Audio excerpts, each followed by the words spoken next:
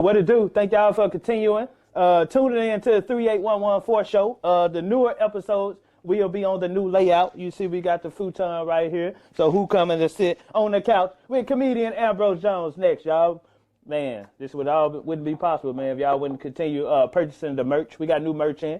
We got 38114 show hoodies. We got those available in black, you know, with the 38114 show logo. And on the back, you got the Scan Me card on it.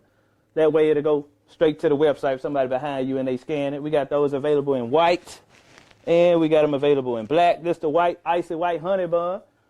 You know, from sizes to small to 4X. You know what I'm saying? Make sure y'all go to the website, 38114 show. Get y'all one. You know, we also got 38114 show masks available on the website. We got those available in blue, gold, and white. You know what I'm saying? You need your mask when you go out because you can't go in the store without a mask.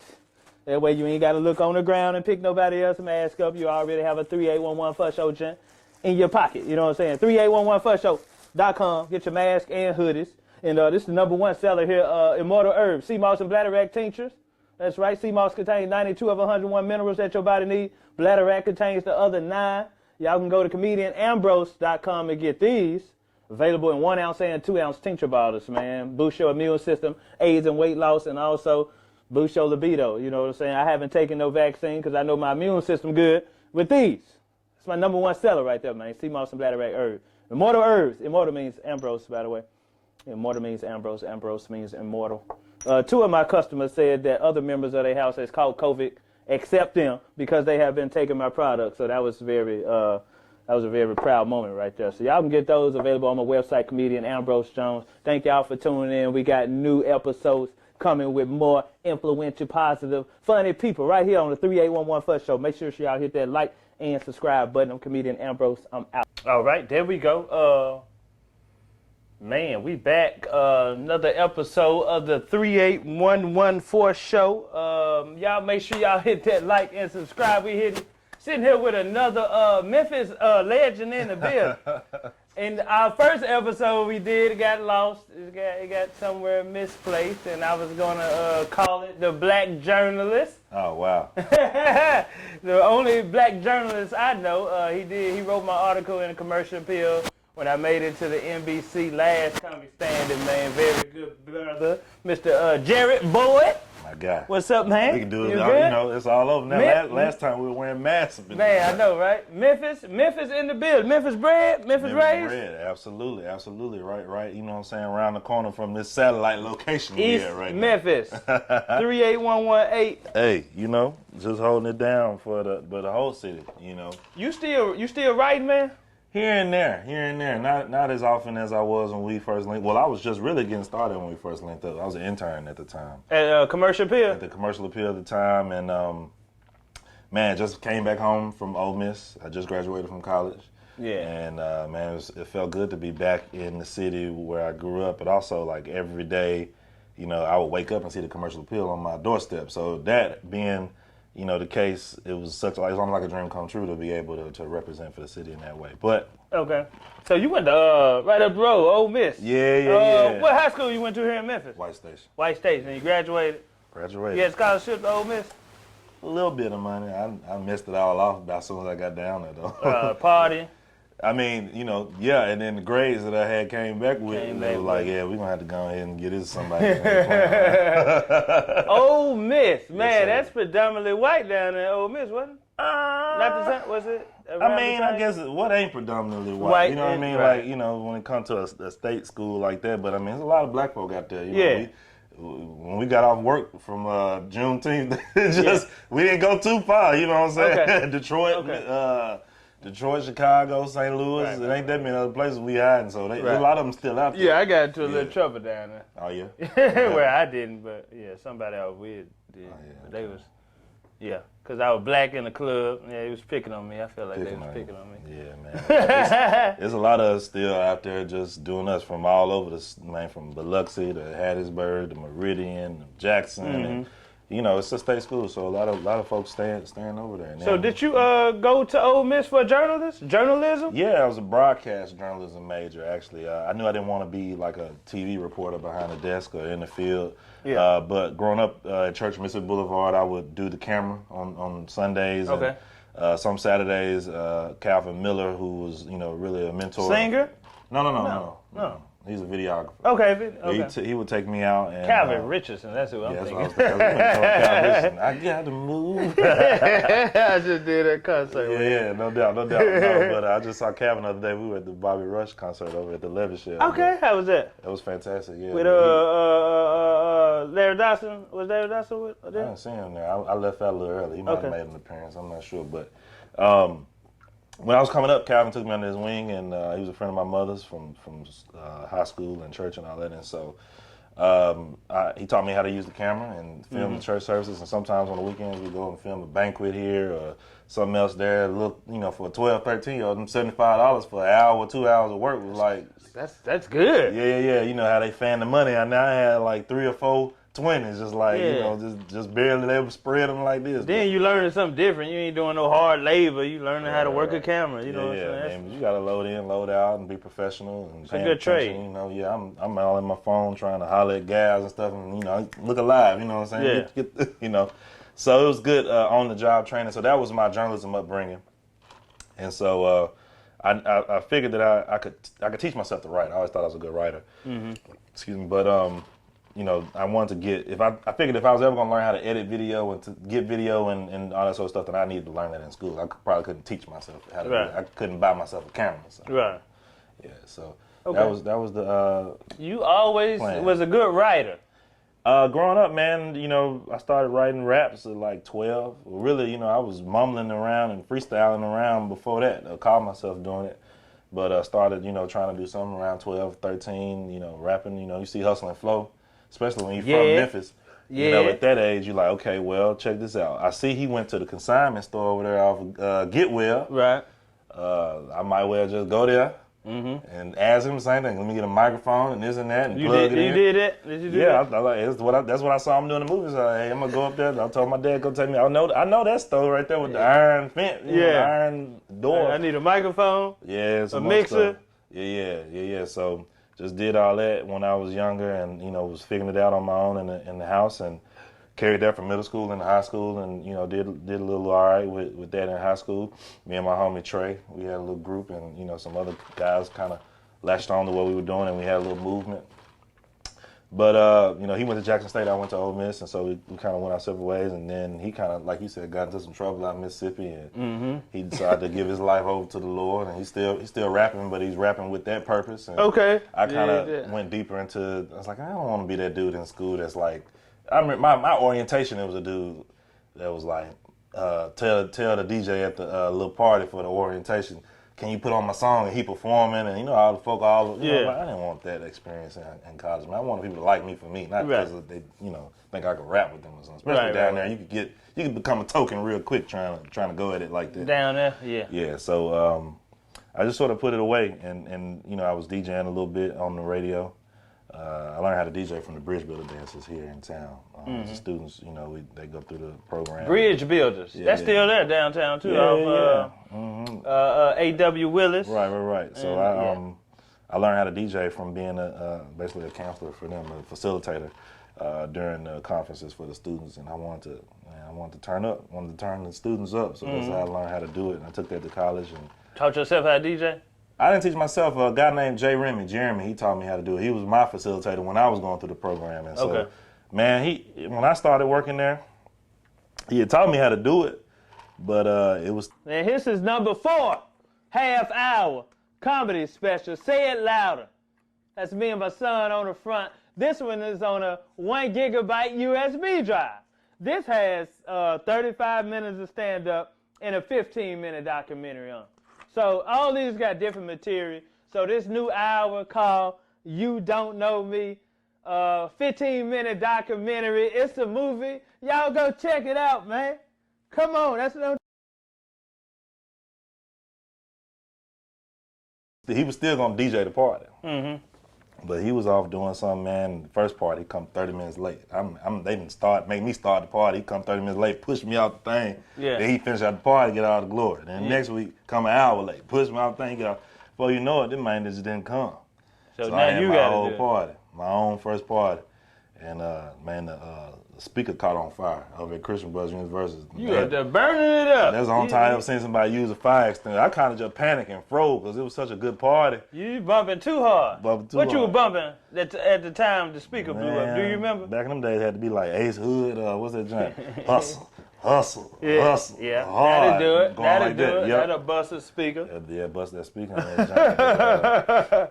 Yeah, man, it's just, a lot of different experiences, bringing it all together. And, I went to school for journalism. I thought I would tell stories about musicians. That's really what I want to do is, be in the music business in that regard, either A&R or, writing for Pitchfork or Complex or Rolling Stone or the Fader or something like that. So, I thought that as long as I was following that, following that pen, pimping that pen, I would be around musicians all the time and get to tell stories about them. And then if I decided I wanted to make music, then I would already have the content. That would have been your way in there. Right. That's smart. Oh, look, before your journalism spiel, can you tell everybody about, what is it, Bridge Builders? Bridge Builders. That's a nonprofit organization. It's a nonprofit. Here in Memphis, Tennessee. Here in Memphis, it's a youth development program, leadership development program, and leadership and diversity training for young people.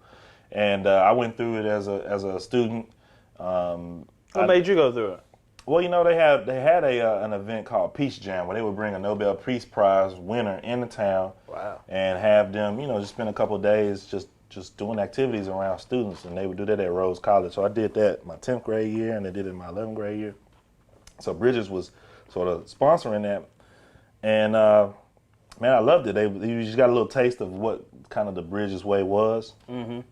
It wasn't the full Bridge Builders. It was almost like a little sneak peek to what you might get if you were to go through the program. So, I dug it. I think I might have did that first year for like a class credit or something like that. Okay. Like extra credit, and I was probably messing off, I think, in English class or something like that. And my teacher was like, if y'all do this thing this weekend, y'all get a little extra credit. So I think that's why I originally did it, and it was cool. And I got to meet people from other parts of the city. Well, other cities too that were getting bussed in for a different little program for that program, Peace Jam. So I did it that first year, and then I kind of was interested in it after that. So when I went to 11th grade, I went to Bridge Builders, and then I guess the summer after that, my senior year, I did Bridge Builders as a student, and then I did Future Builders as a volunteer. Okay. And so I was volunteering to help the middle school students. Okay. To kind of learn a bit about that lifestyle. And so it was cool because through that, I kind of got in, I got almost like fast tracked into being somebody who could be a leader, even though I was still in the program. They would call upon me to do something. Taught you leadership skills. Yeah. So it was cool, and what I'm doing now, I owe it to Bridge Builders. How I learned how to DJ. Okay, so what if somebody wanted to get enrolled in Bridge Business? How they go about doing that? Hey man, I can't tell you. You could It's been so long. It's been a little minute. You ever go back in there and holler at them? Oh yeah. What's up to them? Absolutely. So I'm still friends with a lot of people who are on staff there.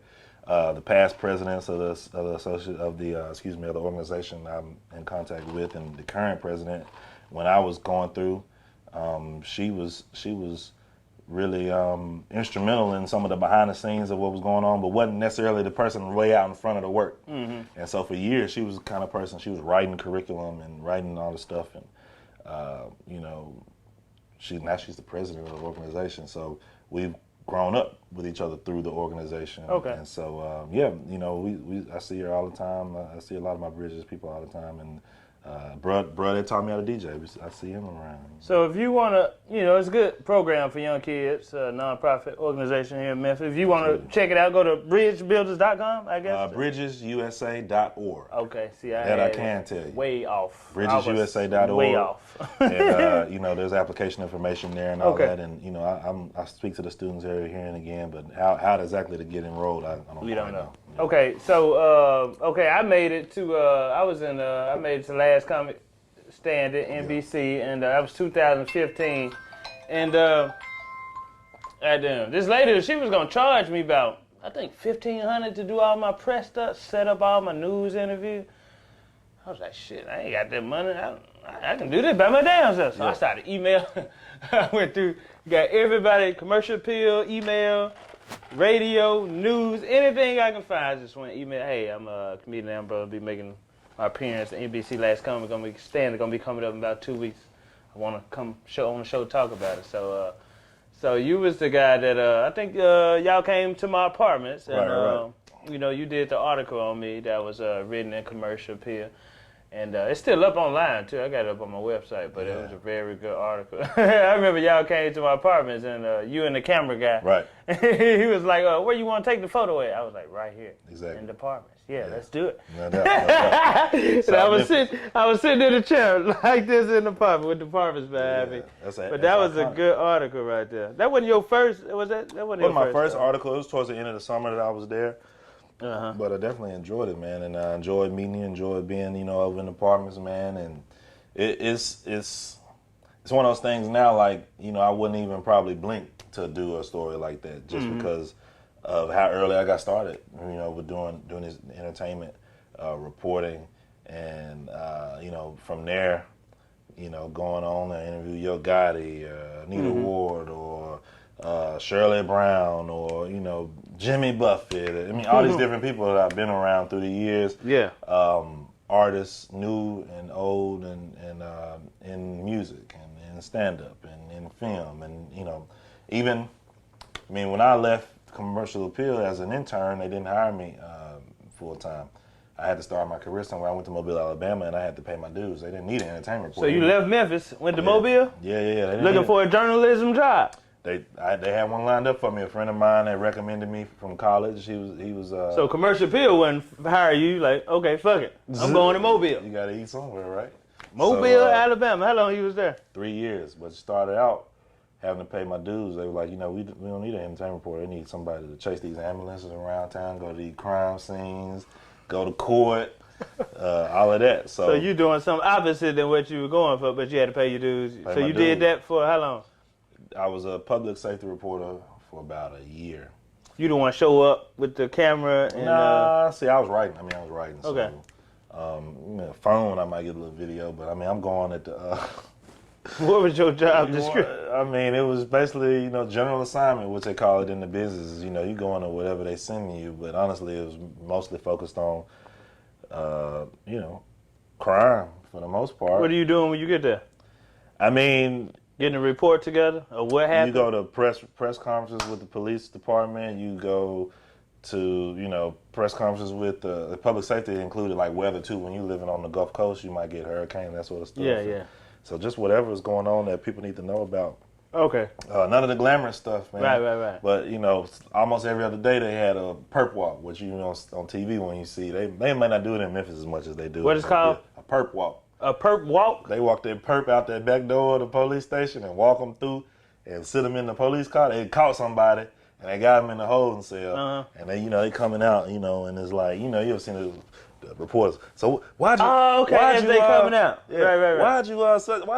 Why'd you smack little TT? You know what I mean? Like, and then dude, but I ain't gonna say nothing. You know, I ain't gonna say nothing until I want to talk to my lawyer. Yeah. So it's all a show for TV. Oh, okay. I mean, they got the man arrested, but they could have easily just taken him where they were gonna take him without calling all. But they got to do it with the camera and it. That's how they did it down there. You know, some departments and some TV stations don't have that kind of relationship where that's what the police are. But so they do that strictly for the news. Yeah, man. Come on. And as a writer, it's like, well, you know, I can't write how interesting this is because it's really not that interesting. They just want to see somebody walk through the camera. Walk through the camera. So sometimes I get a video. But why did you kick the old lady after you stole her car? Yeah. Hopefully he'll say something like, man, fuck that bitch. But you know what? If they do, then they can use it in court. So Thank you. Yeah, that's why it's best to just hold your head down. Right, but some folks want to be on TV, want to say something. Man, cuz she smacked me first. Snitch. Yeah. Man, it wasn't me. That was Craig. Yeah. You know. Okay, I didn't know that was. But yeah. And they call it the perp walk. They walk the perp through, but I mean, you just be in the middle of doing something that day. You might be writing about something else, and it's like, oh, it's gonna be a perp walk at 4:30. You get an email. We need you at the perp walk. So how long you did that before you actually got into journalism, Mobile? I mean, I was writing about that public safety stuff for about a year, and then they needed a statewide entertainment reporter. I wrote about entertainment, music, food. I was traveling up and down the state, trying different restaurants and writing reviews. Man, is that what what's her name that do on? I met her at Trivia. White girl. She be posting a lot of food all the time. Some of these folks just be doing. What's her name on Twitter? I met her. What's her name? God damn it. She just be going to different restaurants. Yeah. Posting pictures on Twitter and had a blog or something talking about it. Yeah. I forgot her name. They had me doing that for the whole state of Alabama. So Man, that's fire.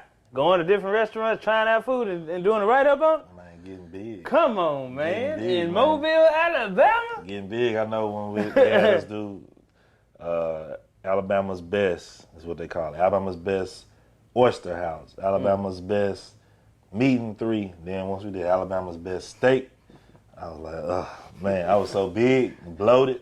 We did all this in one day? No, just like every few months. So okay. We did a what they call an Ask Me Anything on Reddit, and so we did one of those. And after that, man, it was cool. But the next one they said was gonna be Alabama's best fried chicken. I said, man, I don't think I'm gonna do that one with y'all. I don't really. It's gonna open me up to something. It's already enough crazy folk in our comments. Right. You know what I'm saying? And living in Alabama, it just was. I just said, nah, I declined. You ain't want to do the chicken? Nah, and then another avenue opened up where they started like a kind of a creative division within the company, and I went over there and was working on creative projects and stuff like that. So I had a bit more flexibility and freedom, and was working from home before working from home was cool, So you ain't want to be the black guy eating the chicken.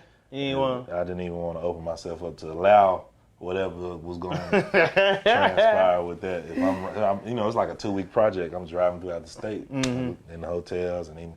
And it's just too much eating, man. Yeah. Okay. Like you. I like to eat, but I don't like to eat that much. Well, you getting on the road. It's kind of like you forced to eat. You know about being on the road. I mean, right. So it'd be like you taking a tour, right? So if I wake up in one city, then I got to drive to the next little town.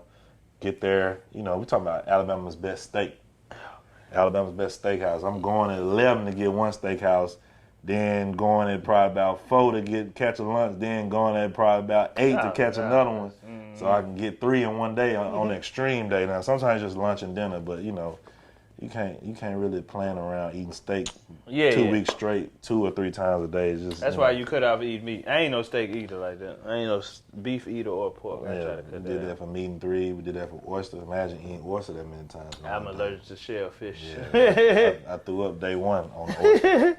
So what? You come back to Memphis. Then you come back. What made you come back to Memphis from Mobile? Man, I just was. It was an energy out there that I was really trying to get away from. It wasn't professionally. It was just stuff going on in the city. I just felt like I just wasn't understood. You know what I mean? Yeah, that's pretty probably understandable for Mobile, Alabama, a black guy in Mobile, Alabama. It's a cool town. I just didn't really feel like it suited me at that point in my life for sure. But Memphis just has this thing that is in me, so I'm of it, and being in it allows it to be easier. You be of it. Imagine Memphis is hell. You somewhere else trying to be Memphis as hell. Yeah. And people looking at you like, why don't you just sit your ass up and do some Mobile shit? You know what I mean? You're right. So that's really all it was, to be honest. And it's a smaller town. Everybody knows everybody. So you get into an argument with somebody, a dispute, you feel like you can't go. Especially I'm new in town. I'm young, I'm black. You just felt back home. Out. You felt comfortable back home. So tell them how the radio came about. How the radio station. Well, when I moved back to Memphis, I was writing for the Daily Memphian, and I was also working part-time with the Bill Street Caravan, which is on NPR. It's distributed through Memphis. I like NPR News. Yeah. I did a segment on there when I did the last Common Standard run. I was always a big fan of NPR News. I like that talk. They speed the voices up. Right. I like riding, listening to it. Yeah. So I got a show on NPR called Bill Street Caravan that's distributed globally through NPR. And so I was writing and I was doing that on radio, and the Daily Memphian, I was writing. Basically, again, I spent every dime I had getting back to Memphis, and at the same time, had to start over professionally too, paying dues again. Dang. So same kind of stuff. I mean, not a lot of crime, but general assignment. Stuff, city reporting, and just anything they throw at you. You got to learn how to report about everything. So, I was doing that for about a year, and the pandemic happened, and so. Right around that time, they were talking about starting a radio station. They were going to revamp what used to be WMR, the University of Memphis radio station, which was the jazz lovers, jazz all day long. I used to bump that, Jim. 88.5? 91.7. No, 91.7. Yeah, so the University of Memphis wanted to do something new with it. They wanted Daily Memphis to be involved, and Crosstown came to the table, Crosstown Concourse, which is a beautiful redevelopment here in Memphis, repurposing of an old Sears distribution center, and they turned it into this urban village. If you been to Atlanta, it's sort of similar to Ponce City Market, same concept essentially. Except ours is a bit less retail focused and more focused on community. They got medical facilities in there, and they got art facilities in there, and they got all this stuff going on, all this good energy. So the University of Memphis was going to bring the WMR station to the concourse, and Daily Memphian was going to be involved with providing news and some other content. And so Daily Memphian was asking me, since at that point I had paid my dues and become an entertainment reporter with the Daily Memphian after about a year in, asking me how I think they could take the page and lift the information off the page and get it on the air in a radio format. And so I was in all these meetings about it, and then eventually they asked me to write the announcement, and we were going to announce that we were going to be a part of this partnership with the radio. Okay. And so, I was in all these meetings, and I interviewed all these people about it and wrote the announcement, and the pandemic eventually happened, and I was just like, you know what, man, I think I need a change, man. It's like the stories I was writing were so eerie about, how many tests were administered. Who got sick here and there. This is early in the pandemic, so all this was so new. And then I had to go do a story about, this before we were wearing masks. The zoo had closed for a little while. They were opening back up, and they were going to have a celebration for the pandas. Man, I went, and the pandas was looking like, bro, why is everybody here looking, all sad and something? Like, you can see the pandas look like they knew something was wrong. Everybody had their masks on? The masks weren't really even a thing yet. This was earlier than that. So I went back to the concourse to write a little bit, and I saw the CEO of the Daily Memphian, and I already kind of had some thoughts about it. Man, I know they're looking for a manager for this new station.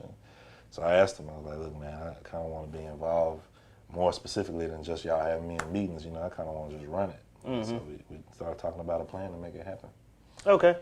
So how long y'all been on now? Because I remember our last interview, you was just getting it started, but now y'all been... WYXR, we launched October 2020. And so we've been on almost, it'll be a full year soon, and we have over 70 DJs of different genres, hip hop, house, R&B, soul, funk, rock, all of it in one place. And I'm not the kind of program manager that says you got to play these top hits at this time and this and that. And we're a nonprofit, and our mission is to let people in Memphis express themselves. So WXR 91.7. WYXR. WYXR. Yeah, your crosstown radio. Okay, 91.7. That's online? They can get you online too? WYXR.org. You can listen online. We got an app, the WYXR radio app. You can listen on Sonos. You can listen on Alexa. There's a lot of ways to get it and listen to it. And you can even listen to past episodes of your favorite show. If you find somebody you like, you can go on the website, and they got at least the last 4 episodes. And tell them what hours do you DJ so they can get you on there with what you do? Well, the Beale Street Caravan is on as well. We brought that over from NPR, so it's on. So I'm on that show on Tuesday mornings, and then there's some other interview segments that I host as well. But my main mix show is Nervous Rec Radio. Tuesdays 8 to 10 p.m. We're going in with soul, with funk, with hip hop, gangster rap, house. I'm just tricking it all out and making it smooth. And when do y'all interview people on there? So it depends. I mean, people have different shows, and so people occupy different genres. If it's a rock artist and they got a new song coming out, I might find a rock DJ to sit with them. Do y'all interview just music? So Talking Memphis is a show we have that is 2 hours on Monday night that we can just slot with whoever we feel like we want to talk to. Because, I just dropped my comedy special. Man, you got to come on through, man, and just on kick it with Vimeo on Demand. That was filmed here in Memphis. No doubt. Represent. We can find some slots. And, I've recorded, this was like in the midst of a pandemic, I recorded 2 shows at the Comedy Joint. And then my boy Shango, he filmed it. He was like, with action, audio, video. He was like, man, let's go back home to Chicago. go film a couple shows. Yeah, I gotta see this. Went back to Chicago, filmed 2 shows, so that's like 4.5 hours of stand-up. We edited down to like an hour. I want to see and it. Then I got a 15-minute documentary on here. I took everybody where I grew up at in South Memphis to the Willette Apartments, took them to Hamilton High School, and then in Chicago, but where we go? I can go back to my old hood in Chicago and pull out no cameras because I don't know nobody over there. So we went to the United Center, the Ocean Front, and yeah, it's an hour stand-up in a 15-minute documentary. I'm ready to check that out. So yeah, you can take that with you. Oh, yeah, Scan that barcode. Yeah, so you set me up an interview with whoever on me, man. I want okay, man. let's do it. Yeah, we need to you. talk about that. And so WYXLR. WYXR. WYXR. I can't. .org. And they can listen online. Listen online, man. Listen in your car, listen at the house, listen in the kitchen, listen in the club, whatever. How y'all listeners going now? I know you've been checking that out. Nah, we don't worry about all that. You ain't worry. Y'all just dropping content right now. Huh? We a nonprofit, man. We mission based, so we're not really trying to compete with nobody commercial radio station or like that. That's how you know it's good when they say, man, we ain't even worry about all that. We just dropping good music, good mixes, good everything, man. We gonna worry about that later on. You know what I'm saying? We just we have support. We had a fundraiser. Over the spring. Our first fundraiser, we wanted to raise $20,000. We raised $35,000. What kind of fundraiser was it? It was a pledge drive. Since we're a nonprofit, a lot of nonprofit radio stations rely on donorship. So it was just a week long of us on the air just explaining to people why they should donate to our cause, and it worked out. We tried to raise 20, to raise 35. It's 175% of our goal. That's how you know they got listeners, ladies and gentlemen. Put their money behind it. But you can't miss us. We right in the Crosstown Concourse. You can't go and just pull up on your favorite DJ on any other station.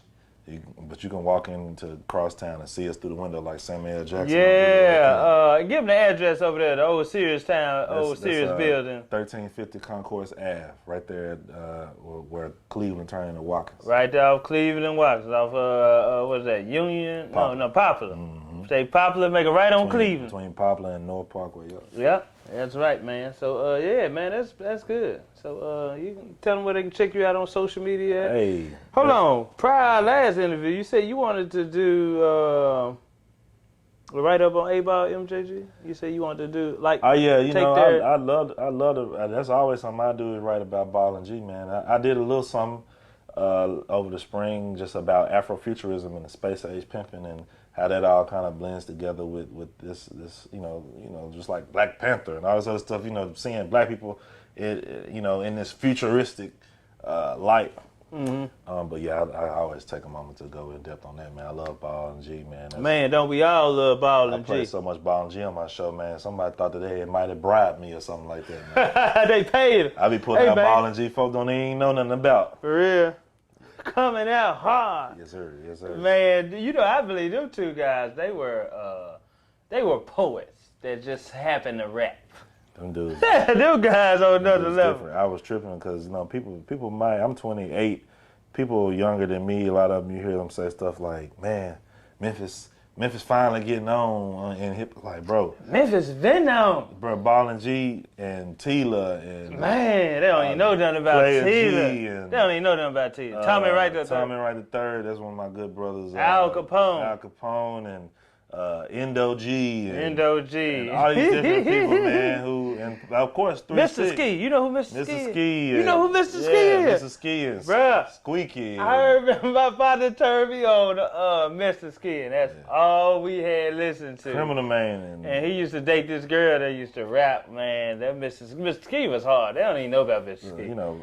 Project Players. Yeah. I mean, all these different people. Player Fly.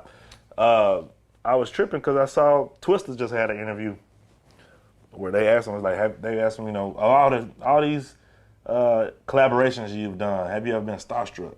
You think about all the songs Twista been on with Puff Daddy, Jay-Z. Yeah.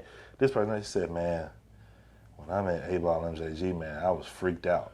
Man, I just seen, this was a while ago, but Ludacris had pulled up on A-Ball. He was like, hey, man, y'all my idols. You know what I'm saying? You my idols. But yeah, everybody. He was in the city? No, I think A-Ball was in Atlanta. Gotcha. And Yeah, man, these people look up to them. So, you know, you can't, and you know what? Last week, the Smithsonian they announced they're going to have a 9-disc collection of rap from through the years, the most important rap from like all the eras. in Memphis? The Smithsonian, the National Museum. Oh, okay. In D.C. Right. And A-Ball MJG is Coming one. Out Hard is right there next to Passing Me By Far Side and Nothing But a G Thing. Wow. That's history for you, boy. Yeah, man, the National History Collection. They wanted to honor they put out a 9-disc of rap collection. And Coming Out Hard is Coming what? Out Hard is on disc 6. Damn, that's hard. Shout out to A-Ball MJG. They actually about to go on tour too, ladies and gentlemen. Book me. I need a DJ. Book me, man. Get me out of Memphis, man. And then you can do that write-up on them too that you want to do. I would just write a whole tour diary. That'd be a good contract. Man, that'll be good. We're going to try to get that out to A-Ball MJG too, man. Let them know where they can find you at on social media, man. That's Jared JB Boyd. That's Jared Jared JayBBOYD. Jared JB Boyd on everything. Twitter, Instagram, Facebook. Facebook. Man, yeah, look. Y'all make sure y'all check that out. That's that new special right there. You Don't Know Me. We'll be laughing all night to that. Filmed during the pandemic, you know what I'm saying? Recorded in Chicago and Memphis, two of the best cities in the world. I know it's already something there. Not just make you laugh, but something that'll make you think. Man, come on, man. You gotta give substance. If you want to hear good comedy with substance, y'all check that out. You Don't Know Me Comedy Special. You can watch it on your cell phone, computer, tablet, you know what I'm saying, anywhere, man. On Vimeo on demand. You got the option to buy it or rent it. You know what I'm saying? Hey, and then y'all go to comedianambrose.com for that. And then y'all make sure y'all get my herbs, Seamoss, and Bladderwack. It's been taking care of people during the pandemic right here. Good thing. Seamoss and Bladderwack too. I had these last time you came up here. Yeah. These are advertised on 50 episodes of the 38114 show. I had to ship out orders every week. Actually, 2 of my customers said a couple months ago that other members of their house caught COVID, and they the only ones that did. Oh, wow. They was taking this. You know, wow. Seamoss contains too. 92 of 101 minerals that your body need, and Bladderwack contains the other 9. Both of the herbs soaked in 80 proof vodka. You may take it as a tincture under your tongue. Your salivary glands take it straight to your bloodstream. So They're not gonna get you drunk now, is it? no, it's not enough alcohol to get you. That's you what drunk. I want. I mean, you just drink we it need straight. to have a cocktail party and just sprinkle it in. And be taking care of everybody, you know what I'm saying? Yeah, you be lit and you be healthy. Y'all make sure y'all check out 38114show.com. Get your hoodies and everything, man. That's a wrap, man. Thank you for tuning in. This is the 38114 show. All right, man. Appreciate that, man. you. Glad to have you back in the sir. building. Yes, sir. Double up. Yeah, we'll make sure we ain't losing this one.